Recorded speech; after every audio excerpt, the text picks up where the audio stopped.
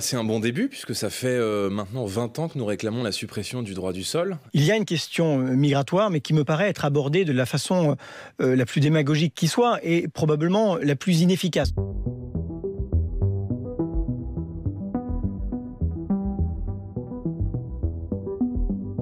Le président de la République m'a chargé de dire aux Mahorais que nous allons prendre une décision radicale, qui est l'inscription de la fin du droit du sol à Mayotte.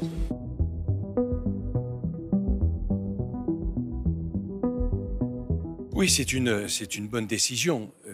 D'abord parce que la situation des Mahorais est épouvantable. Ils vivent un enfer. Il faudra bien sûr étendre cette réflexion à l'ensemble de l'outre-mer. L'ensemble de l'outre-mer, est-ce que vous êtes aussi en train de me dire qu'il faut la suppression du droit du sol sur le territoire national? Je pense qu'il faut faire évoluer cette notion de droit, donc sol ou sang, et je pense qu'il faut la faire évoluer. Éric Ciotti, le président des Républicains, l'a dit très clairement et il a totalement raison. C'est un bon début, puisque ça fait maintenant 20 ans que nous réclamons la suppression du droit du sol pour l'intégralité du pays, du sol français. Pourquoi est-ce que ce qui est possible à Mayotte ne le serait pas dans l'ensemble du pays? Parce que c'est pas du tout la même situation, Jordan Bardella. L'Hexagone ne vit pas ce que vit Mayotte. Ça n'a rien à voir sur les faits, sur les chiffres. Donc c'est pas comparable. Je pense que ce qui est en train de se passer à Mayotte, les Français doivent le regarder avec grand intérêt. Parce que ce qui est en train de se passer à Mayotte est précisément le futur de la métropole, si on ne reprend pas dès maintenant le contrôle de notre pays.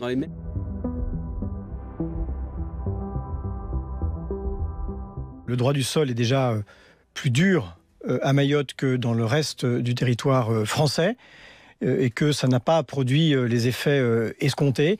Il y a une question migratoire, mais qui me paraît être abordée de la façon la plus démagogique qui soit et probablement la plus inefficace. Vous savez, c'est un territoire qui est imbriqué avec les 3 îles voisines des Comores, avec des liens historiques, culturels, sociaux, familiaux.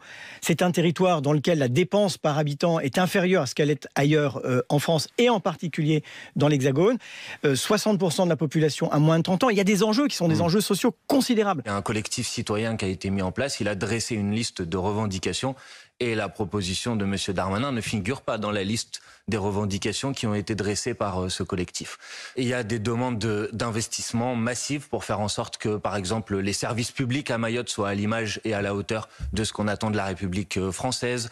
Des mesures pour demander que Mayotte ne soit pas laissée seule face aux difficultés migratoires, parce qu'effectivement, il y a des difficultés migratoires à Mayotte et il y a des dispositions particulières qui s'appliquent à Mayotte qui font, par exemple, qu'on a inventé un visa territorialisé qui laisse les Mahorais tout seuls pour être confrontés à cette difficulté. Mais moi, je crois que pour résoudre les problèmes de Mayotte, on n'a pas besoin de moins de République, on a besoin de plus de République. Et donc certainement pas le fait d'entamer le droit du sol, qui est un des piliers fondamentaux de notre République.